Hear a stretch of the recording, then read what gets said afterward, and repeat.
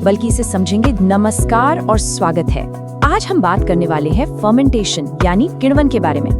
लेकिन इसे सिर्फ एक केमिकल प्रोसेस की तरह नहीं देखेंगे, बल्कि इसे समझेंगे जीवन के एक बहुत ही बुनियादी सर्वाइवल स्ट्रैटेजी के तौर पर। मतलब ये वो अनोखा जुगाड़ है जो जिंदगी को मुश्किल से मुश्किल हालात में भी टिके रहने में मदद करता है। तो चलिए सीधे मुद्दे पर आते हैं। जरा सोचिए, एक जीवित कोशिका को एनर्जी चाहिए जिंदा रहने के लिए, लेकिन आसपास सांस लेने के लिए ऑक्सीजन है ही नहीं। तो फिर क्या होगा? यही वो बड़ा सवाल है जिसका जवाब आज हम ढूंढेंगे। और यकीन मानिए, ये हमें जिंदगी के कुछ सबसे दिलचस्प रहस्यों तक ले जाएगा। देखिए, दुनिया के हर जीव को, चाहे वो कितना भी छोटा या बड़ा हो, उसे काम करने के लिए एनर्जी तो चाहिए ही। ठीक वैसे ही जैसे एक कार को चलने के लिए पेट्रोल चाहिए। और एनर्जी पैदा करने का जो सबसे असरदार तरीका है वो है ऑक्सीजन का इस्तेमाल करना। लेकिन तब क्या होता है जब ऑक्सीजन ही ना मिले? ये एक बहुत बड़ी रुकावट है, एक ऐसी प्रॉब्लम जिसे जिंदगी को हर हाल में सुलझाना ही था। और बस यहीं पर एंट्री होती है किण्वन की, यानी फर्मेंटेशन की। इसे कह सकते हैं जिंदगी का प्लान बी, एक ऐसा जैविक जुगाड़ जो मुश्किल वक्त में काम आता है। जब ऑक्सीजन नहीं होती तो कोशिकाएं ग्लूकोज को पूरी तरह से नहीं तोड़ पाती, वो इसका अपूर्ण ऑक्सीकरण करती हैं। आसान भाषा में कहें तो वो ग्लूकोज से सारी की सारी एनर्जी नहीं निकाल पाती, बस उतनी ही निकालती हैं जिससे किसी तरह काम चल जाए। तो ये जो प्लान बी है, ये भी दो खास तरीकों से काम करता है। अलग अलग जीव एक ही मकसद के लिए, यानी बिना ऑक्सीजन के एनर्जी पाने के लिए, इन दो अलग अलग रास्तों को अपनाते हैं। चलिए देखते हैं ये दोनों रास्ते कौन से हैं। अब ये जो स्लाइड है ना, ये बड़ी दिलचस्प है। ये दोनों प्रक्रियाओं की तुलना करती है। एक तरफ है अल्कोहलिक फर्मेंटेशन जो यीस्ट करता है, और दूसरी तरफ है लैक्टिक एसिड फर्मेंटेशन जो कुछ बैक्टीरिया और तो और हमारी अपनी मांसपेशियों में भी होता है। जब हम बहुत ज़्यादा कसरत कर लेते हैं और वो जो ऐंठन महसूस होती है ना, वो इसी वजह से होती है। दोनों शुरू एक ही चीज़ से होते हैं, लेकिन देखिए आखिर में बनने वाले प्रोडक्ट्स बिल्कुल अलग हैं। और इन दोनों ही प्रक्रियाओं के पीछे एक बड़ी चालाक केमिस्ट्री काम करती है। इसे ऐसे समझिए जैसे आपके पास एक रिचार्जेबल बैटरी है जो एनर्जी बनाने में मदद करती है। तो ये प्रोसेस उस बैटरी को बार बार लगातार चार्ज करता रहता है ताकि एनर्जी का प्रोडक्शन रुके नहीं। अगर ये ना हो तो ये पूरा इमरजेंसी सिस्टम ही ठप हो जाएगा। लेकिन इस प्लान बी के साथ एक बहुत बड़ी प्रॉब्लम है। ये बहुत ज्यादा इनएफिशिएंट है, मतलब अदक्ष है। ये एक इमरजेंसी ऑप्शन तो है, पर बहुत ही कम पावर देता है। आइए समझते हैं कि ऐसा क्यों है। जरा इस नंबर को देखिए, 7% से भी कम। फर्मेंटेशन ग्लूकोज में मौजूद टोटल एनर्जी का सिर्फ 7% से भी कम हिस्सा निकाल पाता है। ये तो कुछ ऐसा हुआ कि आपके पास 100 रुपए हैं, लेकिन आप खर्च सिर्फ 7 रुपए कर पा रहे हैं। बाकी के 93 रुपए वहीं के वहीं बंद रह गए। और ये चार्ट तो इस बात को और भी साफ साफ दिखाता है कि ये प्रक्रिया कितनी अदक्ष है। अगर ग्लूकोज में 100 यूनिट एनर्जी है तो फर्मेंटेशन उससे निकालता है सिर्फ 7 यूनिट। ये एक इमरजेंसी पावर जनरेटर की तरह है जो तेल तो बहुत खाता है पर बिजली बहुत कम देता है। तो यहाँ एक सवाल सोचने वाला है। एनर्जी की इस कमी को ध्यान में रखते हुए असल में ग्लूकोज के एक मॉलिक्यूल से एनर्जी के कितने पैकेट्स, जिन्हें हम एटीपी कहते हैं, वो बन पाते होंगे? ये सवाल हमें इस प्रक्रिया की सीमाओं को और भी बेहतर तरीके से समझने में मदद करता है। अब दिक्कत सिर्फ इनएफिशिएंसी की ही नहीं है। फर्मेंटेशन की दूसरी बड़ी प्रॉब्लम ये है कि इसके जो बाई प्रोडक्ट्स बनते हैं वो जहरीले हो सकते हैं। मतलब ये एक ऐसा सॉल्यूशन है जो अपने साथ एक खतरा भी लेकर आता है। ये बात इस पूरी प्रक्रिया की सच्चाई को सामने रख देती है कि इसके आखिर में जो बनता है, चाहे वो एसिड हो या अल्कोहल, वो खुद उस जीव के लिए खतरनाक हो सकता है जो उसे बना रहा है। ये कितनी अजीब बात है ना, कि जिंदा रहने की कोशिश ही जिंदगी के लिए खतरा बन जाए। इसका एक सटीक उदाहरण है यीस्ट। जब अल्कोहल की मात्रा बढ़ते बढ़ते लगभग 13% तक पहुंच जाती है तो यीस्ट अपने ही बनाए हुए अल्कोहल से खुद को जहर दे देता है और मर जाता है। ये उसकी सर्वाइवल प्रोसेस की एक नेचुरल लिमिट है। और यहीं से एक बड़ा दिलचस्प सवाल खड़ा होता है। अगर कुदरती फर्मेंटेशन 13% पर ही रुक जाता है तो फिर बाजार में इससे ज्यादा अल्कोहल वाली ड्रिंक्स मिलती कैसे हैं?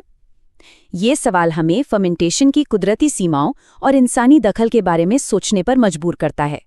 फर्मेंटेशन की ये जो कमियां हैं, इसकी इनएफिशिएंसी और इसके खतरनाक बाय प्रोडक्ट्स ये साफ साफ इशारा करती हैं कि एक बेहतर, एक ज़्यादा शक्तिशाली बायोलॉजिकल प्रोसेस की ज़रूरत थी। मतलब जिंदगी को एक प्लान ए चाहिए था। तो सबसे ज़रूरी सवाल ये है कि ग्लूकोज को पूरी तरह से तोड़ने और उसमें छुपी हुई सारी की सारी एनर्जी को निकालने का तरीका क्या है? एक ऐसी प्रक्रिया जो अधूरी नहीं बल्कि पूरी हो। और उसका जवाब है वायवीय श्वसन यानी एरोबिक रेस्पिरेशन। ये स्लाइड दिखाती है कि इसे प्लान ए क्यों कहा जाता है। जहां फर्मेंटेशन बिना ऑक्सीजन के काम चलाऊ एनर्जी देता है, वहीं वायवीय श्वसन ऑक्सीजन का इस्तेमाल करके एनर्जी का खजाना खोल देता है। ये ग्लूकोज का पूरा ऑक्सीडेशन करता है और बहुत बहुत बड़ी मात्रा में सेफ एनर्जी पैदा करता है। तो वायवीय श्वसन ही जिंदगी का असली प्लान ए है। ये ऑक्सीजन का इस्तेमाल करके खाने से ज्यादा एनर्जी निचोड़ लेता है। ये माइटोकॉन्ड्रिया में होता है, जिसे कोशिका का पावर हाउस भी कहते हैं। और ये फर्मेंटेशन की सारी प्रॉब्लम्स को सॉल्व कर देता है। ये एफिशिएंट भी है और इसके बाय प्रोडक्ट्स भी खतरनाक नहीं है। और अब हम आते हैं आज की आखिरी और सबसे सोचने वाले सवाल पर। अगर वायवीय श्वसन इतना बेहतर है, तो फिर किण्वन जो इतना इनएफिशिएंट और खतरनाक है, वो आज भी इस धरती पर जिंदगी के लिए इतना जरूरी क्यों बना हुआ है? ये एक ऐसा सवाल है जो हमें याद दिलाता है कि मुश्किल हालातों में बस टिके रहने की काबिलियत ही जिंदगी की सबसे बड़ी ताकत होती है। कभी सोचा है कि जो खाना हम खाते हैं वो असल में हमें घंटों तक काम करने की ताकत कैसे देता है? आज हम सेल्स के अंदर की उसी दुनिया में गोता लगाने वाले हैं जो खाने को फ्यूल में बदलती है, और इस पहेली का नाम है क्रेब्स साइकिल। देखिए, इसका जवाब एक लंबे सफर में छिपा है, जिसे कहते हैं एरोबिक रेस्पिरेशन। और ये सारा खेल शुरू होता है ग्लूकोज से, मतलब हमारे शरीर का मेन फ्यूल। तो इस पूरी प्रोसेस का बस एक ही मकसद है कि उस एक ग्लूकोज मॉलिक्यूल से एनर्जी की आखिरी बूंद तक निचोड़ ली जाए। और ये सारा काम होता कहाँ है? हमारी कोशिकाओं के पावर हाउस में। जी हाँ, माइटोकॉन्ड्रिया के अंदर। लेकिन रुकिए, ग्लूकोज सीधे माइटोकॉन्ड्रिया में नहीं जा सकता। पहले उसे 2 छोटे टुकड़ों में टूटना पड़ता है। इस पहले स्टेप को कहते हैं ग्लाइकोलिसिस। और इसके बाद जो हमें मिलता है वो है पाइरूवेट। अब ये पाइरूवेट तैयार है अपने अगले और बहुत ही जरूरी सफर के लिए। तो जैसे ही पाइरूवेट माइटोकॉन्ड्रिया के बिल्कुल अंदरूनी हिस्से यानी मैट्रिक्स में पहुंचता है, उसका एक मेकओवर शुरू हो जाता है। समझिए कि एक केमिकल रिएक्शन के जरिए उसे क्रेब्स साइकिल में एंट्री के लिए तैयार किया जा रहा है। इस मेकओवर के बाद जो चीज बनती है वो है एसिटाइल कोएंजाइम ए। ये क्रेब्स साइकिल का एंट्री टिकट है, इसके बिना अंदर नहीं जा सकते। लेकिन मजे की बात यह है कि यह साइकिल शुरू भी नहीं हुई है और इस तैयारी वाले स्टेप में ही हमारे ओरिजिनल ग्लूकोज से कुछ चीजें निकल चुकी हैं। एक तो कार्बन डाइऑक्साइड और दूसरा NADH नाम का एक हाई एनर्जी मॉलिक्यूल। तो अब टिकट हाथ में है, हमारा एसिटाइल कोए तैयार है क्रेब्स साइकिल नाम के एक गोल चक्कर में एंट्री करने के लिए। इसे एक मॉलिक्यूलर इंजन की तरह समझिए। एसिटाइल कोए फ्यूल की तरह अंदर जाता है, इंजन का पहिया घूमता है और कई रिएक्शंस के जरिए उसे स्टेप बाय स्टेप तोड़ा जाता है और हर कदम पर कीमती एनर्जी बाहर निकाली जाती है। तो होता यह है कि हमारा एसिटाइल कोए एक दूसरे मॉलिक्यूल के साथ जाकर जुड़ जाता है और साइकिल शुरू। फिर ये 8 स्टेप्स के एक रास्ते से गुजरता है जहां इसके कार्बन स्ट्रक्चर को धीरे धीरे तोड़ा जाता है। जो कार्बन निकलता है वो कार्बन डाइऑक्साइड बनकर बाहर हो जाता है। लेकिन सबसे जरूरी बात, हर मोड़ पर एनर्जी कैरी करने वाले मॉलिक्यूल्स NADH और FADH2 बनते जाते हैं। और सबसे कमाल की बात यह है कि आखिर में वो शुरुआती मॉलिक्यूल फिर से तैयार हो जाता है, एक नए एसिटाइल कोए का स्वागत करने के लिए। साइकिल चलती रहती है। तो ठीक है, इतने सारे कॉम्प्लेक्स स्टेप्स हो गए। अब सवाल यह है कि हमारे एक ग्लूकोज मॉलिक्यूल से आखिर में हाथ क्या लगा?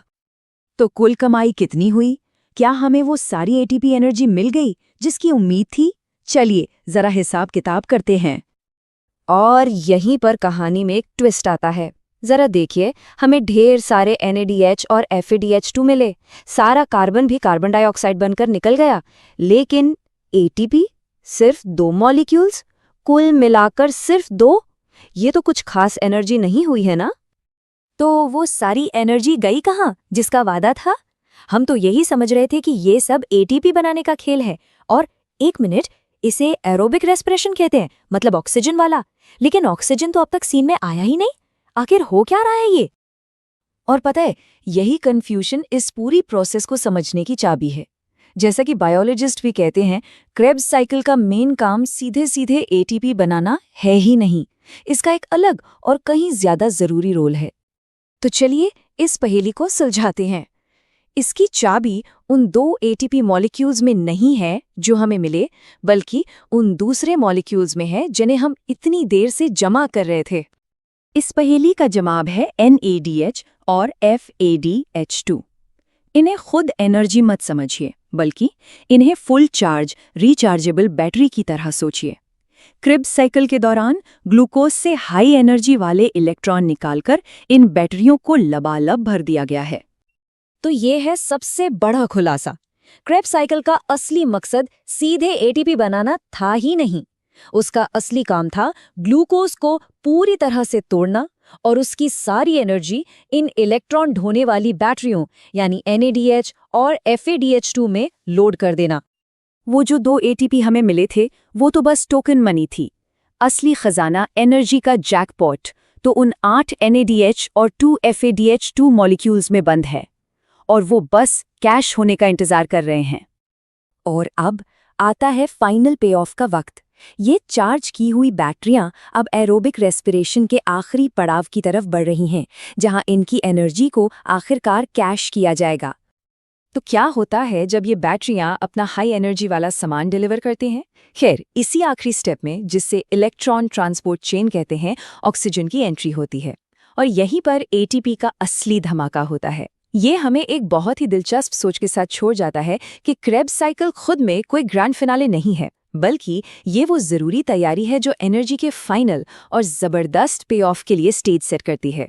क्या कभी सोचा है कि हमारे शरीर के अंदर एक पूरा का पूरा पावर प्लांट है जो 2400 घंटे काम कर रहा है? आइए आज इसी अद्भुत बायोलॉजिकल इंजन के राज खोलते हैं जो असल में हमें जिंदा रखता है। तो खाना खाने के बाद शरीर को फ्यूल तो मिल जाता है, लेकिन सवाल यह है कि हमारी कोशिकाएं, हमारे सेल्स उस एनर्जी को असल में इस्तेमाल कैसे करते हैं। चलिए इस प्रक्रिया के सबसे अहम और आखिरी पड़ाव को समझते हैं, जिससे हमारे सेल्स को काम करने की असली ताकत मिलती है। तो मिलिए हमारे हाई एनर्जी फ्यूल ट्रक्स से, NADH और FADH2। इन्हें आप ऊर्जा से लदे हुए ट्रक समझ सकते हैं।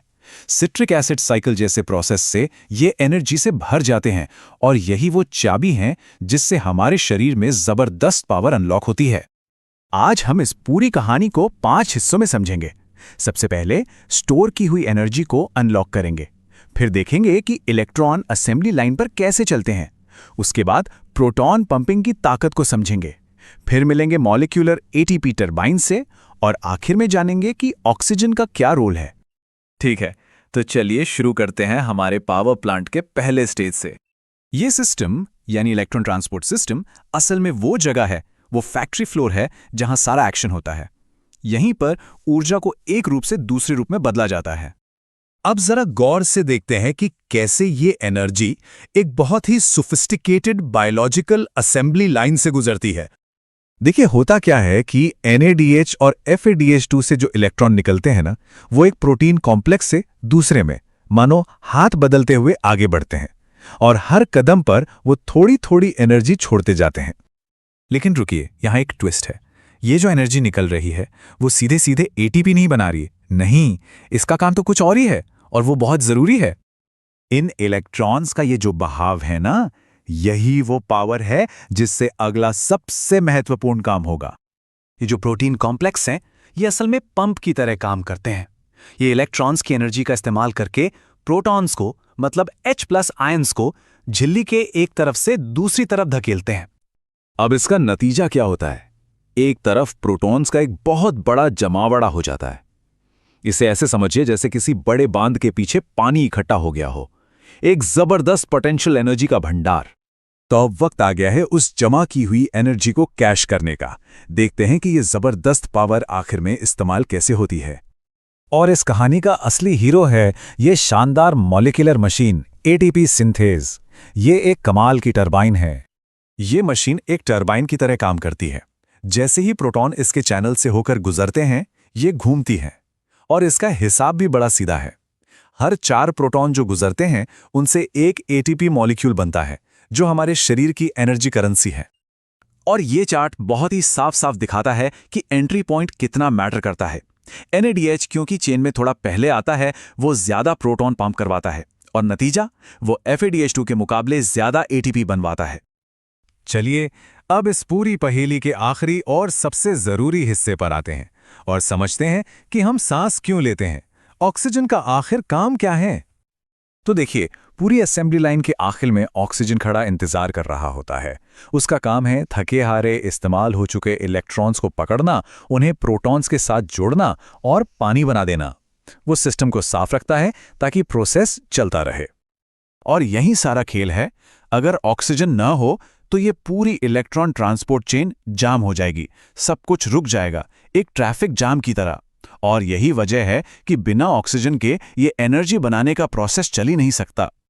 अब यहाँ एक मजेदार तुलना है। हमारे सेल्स केमिकल एनर्जी इस्तेमाल करते हैं, है ना? लेकिन पौधे यही काम सूरज की रोशनी से करते हैं, जिसे फोटोफॉस्फोराइलेशन कहते हैं। मतलब सोर्स अलग पर मकसद वही, ATP बनाना। तो ये रही हमारे सेल्यूलर पावर प्लांट की फाइनल बैलेंस शीट। एक तरफ इनपुट देखिए, NADH, FADH2, ऑक्सीजन। बीच में प्रोसेस है और दूसरी तरफ आउटपुट, ATP और पानी। सब कुछ कितना सटीक और बैलेंस्ड है। तो क्या होता है जब शरीर का ये पावर प्लांट, ये इंजन ठीक से काम करना बंद कर दे? ये प्रोसेस जिंदगी के लिए इतना जरूरी है कि इसमें जरा सी भी गड़बड़ी का सीधा कनेक्शन एजिंग और बहुत सी बीमारियों से है। यह हमें सोचने पर मजबूर करता है कि सेल्यूलर हेल्थ और बीमारी के बीच की लाइन कितनी बारीक है।